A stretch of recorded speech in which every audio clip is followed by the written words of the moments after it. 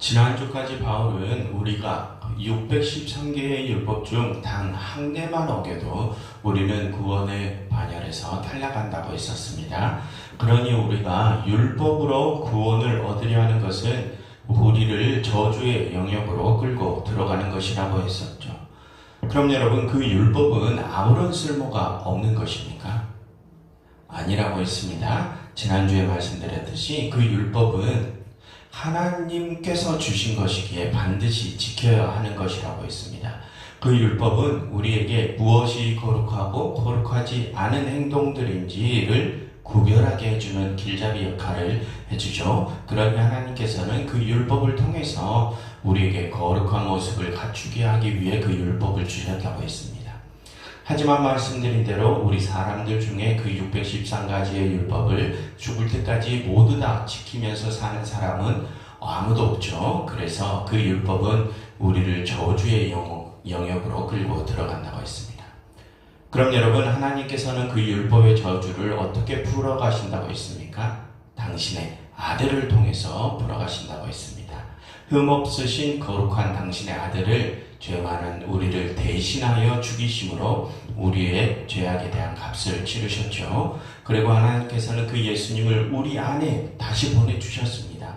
그러니 이제 우리는 우리 안에 살아계신 그 예수님의 능력으로 하나님께서 우리에게 주신 모든 율법을 지킬 수 있게 된다고 했습니다. 하나님께서는 그러한 방식으로 율법의 저주를 풀어가신다고 했었죠. 거기까지가 지난주에 살펴본 내용이었습니다.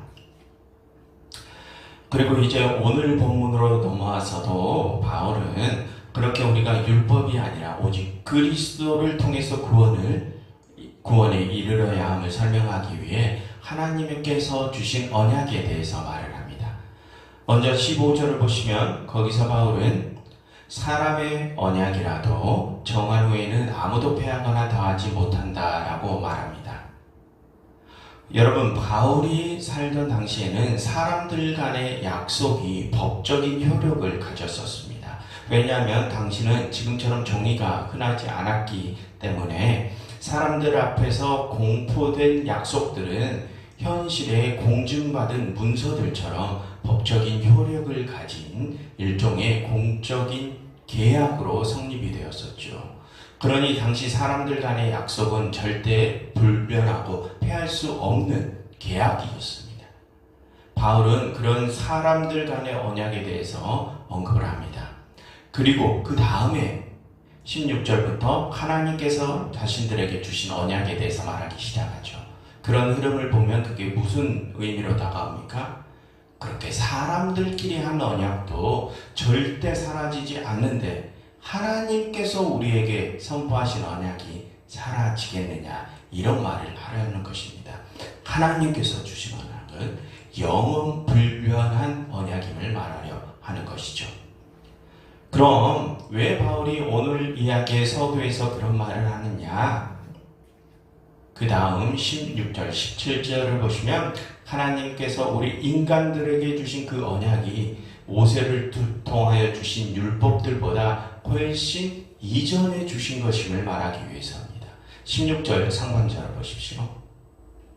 이 약속들은 아브라함과 그 자손에게 말씀하신 것이다 라고 하죠. 그리고 17절을 보시면 하나님께서 미리 정하신 그 언약을 430년 후에 생긴 율법이 폐기하지 못한다라고 합니다. 무슨 뜻입니까? 하나님께서 주신 언약이 율법보다 훨씬 앞선다는 것이죠. 그러니 그 언약이 후에 생긴 율법보다 법적인 효력이 훨씬 더 강하다는 것입니다. 지금의 헌법이 다른 하위법들보다 더 강한 법적 효력을 가진 것처럼 말입니다. 그럼 여러분, 모세를 통하여 주신 율법보다 430년 전에 주신 그 언약은 어떤 언약을 가리킵니까? 방금 16절에서 말했던 것처럼 그 언약은 아브라함과 그 자손에게 주신 언약입니다. 여러분, 창세기 12장 2절과 3절에 가서 보면 하나님께서는 아브라함에게 내가 너로 큰 민족을 이루고 내게 복을 주어서 내 이름을 창대하게 하리니 너는 복이 될지라 땅의 모든 족속이 너로 말미암아 복을 얻을 것이다 라는 약속을 주셨습니다. 그리고 창세기 13장 15절에서도 하나님께서는 그에게 내게 보이는 땅들을 너와 내 자손에게 주리니 영원히 이르리라 라는 약속을 주십니다. 그처럼 과거에 하나님께서는 믿음의 조상 아브라함을 통하여 이 세상 모든 사람들에게 복과 땅을 주실 것을 약속하셨습니다. 그 언약이 오늘 바울이 말하고자 하는 율법보다 430년 앞선 그 언약입니다. 그럼 여러분, 그 언약이 율법보다 먼저 있었다면 우리 사람은 무엇 때문에 구원을 얻게 되는 것입니까? 바로 하나님의 그 언약 때문에 우리가 구원을 얻게 되는 것이죠. 우리가 태어나기도 전에 하나님께서 주신 그 약속 때문에 우리가 구원을 받게 되는 것입니다. 그보다 후에 생긴 율법이 아니라 말입니다. 그럼 여러분, 하나님께서는 그 언약을 왜 아브라함에게 주신 것입니까? 믿음 때문에 주셨죠. 지난주에 살펴봤듯이. 그런데 여러분, 우리는 여기서 많은 주의를 기울여야 합니다. 왜냐하면 여기서 말하는 믿음이란 그 아브라함의 믿음이 아니기 때문입니다. 여러분, 우리는 보통 하나님께서 아브라함에게 주신 그 언약이 하나님께서 그 아브라함의 믿음을 보시고 그것을 의롭게 여겨서 그에게 그 언약을 주셨다고 생각을 하죠. 지난주에 살펴본 3장 6절의 말씀 때문에 우리가 그렇게 오해할 수 있습니다. 하지만 여러분, 자세히 살펴보면 그게 아닙니다. 여러분, 창세기를 보면 12장부터 아브라함에 관한 이야기가 시작됩니다. 그리고 15장에서 하나님께서는 아브라함에게 하늘의 별처럼 셀 수 없는 자손을 주실 것을 약속하시죠. 아브라함을 밖으로 끌어내셔서 그로 하여금 하늘을 바라보게 하시고 내가 하늘을 우러러 별을 셀 수 있나 보라 라고 하시면서 네 자손이 이와 같을 것이다 라는 그 자손과 관련된 약속을 주십니다. 그러니 아브라함이 그 말씀을 믿었다라고 하죠. 그래서 하나님이 그의 그 믿음을 보시고 의로 여기셨다라고 지난번에 살펴본 창세기 15장이 그렇게 기록되어 있습니다. 그래서 우리는 그 창세기 15장의 내용 때문에 하나님께서 그 아브라함의 믿음으로 인해서 이 세상 모든 이들에게 복을 주실 것이다, 이렇게 오해를 할 수 있습니다. 그런데 여러분, 그 창세기 흐름을 잘 보시면 하나님께서는 그가 하늘의 별들을 보며 하나님 앞에 믿음을 고백하기 이전부터 그에게 이미 그 언약을 주셨음을 알 수 있죠. 여러분, 아브라함이 하늘의 별들을 보면서 하나님 앞에 믿음을 고백하는 장면이 언제 나온다고요? 창세기 15장에 나온다.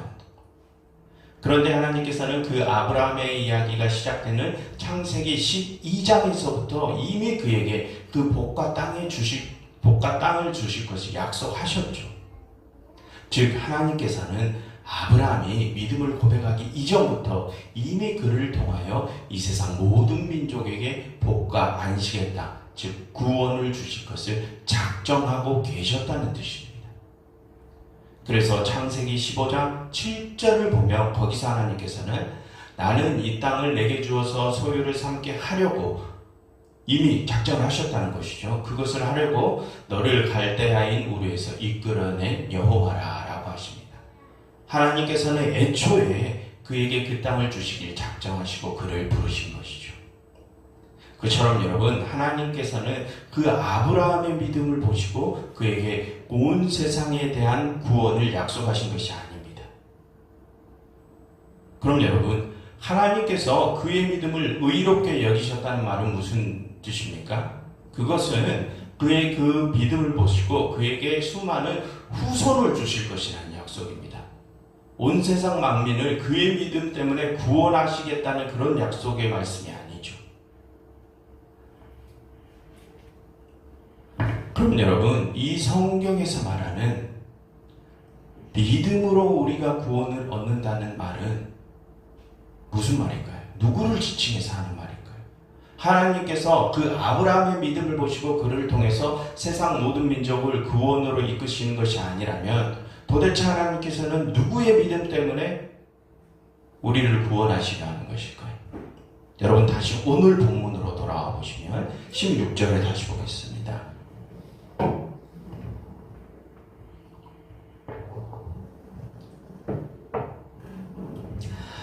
거기서 바울은 이 약속들은 아브라함과 그 자손에게 말씀하신 것인데 여럿을 가르쳐 그 자손들이라 하지 아니하시고 오직 한 사람을 가르쳐 내 자손이라고 하셨으니 곧 그리스도라라고 하죠. 여러분 방금 살펴본 창세기 12, 13장에서 하나님께서는 아브라함에게 복과 땅을 약속하시며 네게 보이는 땅을 내가 너와 내 자손에게 주리라 라고 말씀하셨습니다. 지금 바울은 그 부분에 대해서 말하는 것입니다. 과거에 하나님께서 아브라함과 그의 자손들에게 그 약속을 주신 것이 아니라 아브라함과 그에게서 난 어떤 한 명의 자손, 바로 예수 그리스도에게 그 약속을 주셨다고 말하는 것입니다. 다시 정리하자면 여러분 과거에 하나님께서는 아브라함에게 내가 너와 내 자손에게 복과 땅을 줄 것이다 라는 약속을 주셨죠. 그래서 여러분 지금까지 유대인들은 거기서 하나님께서 말씀하시는 그 자손이 자신들 이스라엘 전체를 가리킨다고 생각해 왔습니다.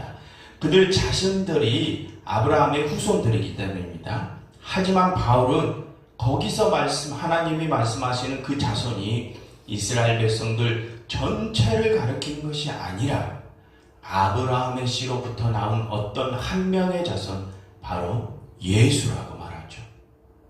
하나님께 복과 땅을 약속받은 것은 아브라함과 그의 후손들 이스라엘 전체가 아니라 아브라함과 그의 후손 예수 그 둘뿐이라는 것입니다. 여러분 지금 바울이 말하고자 하는 말은 그래서 이런 것입니다. 과거에 하나님께서는 아브라함을 통하여 세상에 대한 구원의 약속을 시작하셨다. 그리고 그 약속이 그의 씨에서 나온 예수에 의해서 완성되었다. 이 말을 하려는 것입니다.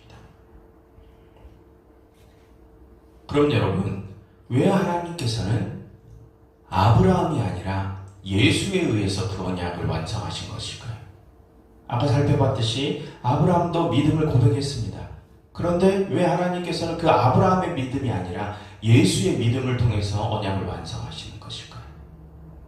그것은 그 아브라함이 하나님의 그 약속을 상속받기에는 온전한 믿음을 가진 자가 아니었기 때문입니다. 여러분, 그는 기근을 피해서 애굽으로 갔을 때 아내 사라의 미모 때문에 자신이 애굽 사람들에게 죽임을 당할까봐 아내를 누이라고 속이는 거짓말을 했었죠. 그리고 그랄 왕 앞에서도 그와 동일한 거짓말을 2번이나 했습니다. 그는 하나님의 부르심을 받고 하나님께서 주실 땅으로 향하던 중에 눈앞에 위기가 닥치자 두려움에 휩싸여 죄를 저지른 것입니다. 여러분 그러한 장면은 그가 자신을 부르신 하나님을 온전히 신뢰하지 못함을 의미하죠. 그리고 그는 하나님께서 그에게 그의 본처 사라를 통하여 대를 이을 씨를 주실 것을 약속하셨지만 그 말도 신뢰하지 못하고 여종 하가를 통해서 나온 이스마엘로 하여금 자신의 대를 이으려 한 적도 있었죠. 그처럼 아브라함은 온전한 믿음을 가진 자는 아니었습니다. 그는 하나님의 약속을 받은 첫 사람이긴 했지만 하나님의 약속을 완성할 만한 완전한 믿음의 사람은 아니었던 것이죠. 여러분 하나님께서는 그가 그렇게 온전한 믿음을 보일 수 없다는 것을 이미 알고 계셨습니다. 그래서 하나님께서는 그의 씨로부터 나온 한 명의 후손, 바로 당신의 독생자를 통하여 당신의 약속을 완성하실 것을 이미 작정하셨던 것이죠. 하나님께서는 과거 아브라함에게 그 약속을 주실 때부터 당신의 아들 예수를 우리를 위하여 내어주실 계획을 가지고 계셨던 것입니다. 왜냐하면 거룩하신 당신과 동일한 거룩한 모습을 가진 오직 그 아들이라야 당신의 그 구원 계획을 온전히 이룰 수 있기 때문이죠. 그처럼 여러분, 하나님께서는 우리 사람들의 믿음을 보시고 우리를 구원하신 것이 아닙니다. 하나님께서는 우리가 당신에 대한 믿음을 고백하기 이전부터 이미 우리를 구원하실 계획을 가지고 계셨던 것이죠. 하나님께서는 우리를 구원하고자 하시는 당신의 그 계획 때문에 그 일을 행하시는 것입니다. 여러분, 우리가 하나님 앞에 얼마나 대단한 믿음을 보일 수 있다고 생각하십니까?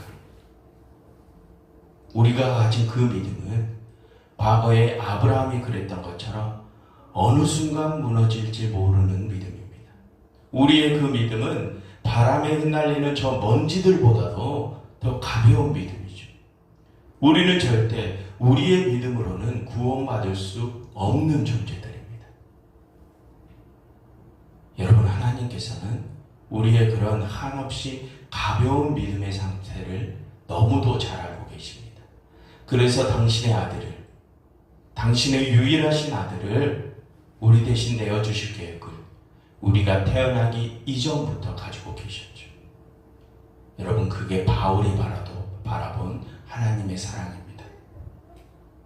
우리의 그 어떠한 모습으로도 갚을 수 없는 그 크신 은혜가 하나님께서 우리에게 보여주신 사랑입니다. 여러분, 내가 믿음이 있다고 생각하십니까? 그것은 교만입니다. 내가 다른 사람들보다 더 괜찮은 시간을 가졌다고 생각하십니까? 그것은 오만입니다. 그러니 여러분, 내 자신을 내세우지 마시고 오직 예수 그리스도만을 내세우십시오. 그리고 그 예수님을 따라서 죄 많은 우리를 살리시기 위해서 당신의 유일하신 아들을 죽이셨던 하나님 앞에 무릎을 꿇으십시오. 그래서 하나님의 그 한량없으신 은혜와 사랑에 아주 조금이라도 응답드릴 수 있는 우리가 되기를 간절히 바랍니다. 여러분, 이 시간 이렇게 기도하면 좋겠습니다. 하나님, 저희를 태초부터 택정하시고 저희의 죄를 대신해서 당신의 유일하신 아들에게 십자가를 지게 하심에 감사드립니다. 그러니 하나님, 이제는 저희가 당신의 뜻에 순복하신 그의 아들을 따라서 저희도 당신의 모든 뜻에 무릎을 꿇게 하옵소서. 그래서 당신의 사랑에 아주 조금이라도 응답을 드릴 수 있는 저희가 되게 해주세요 라고 함께 기도하면 좋겠습니다.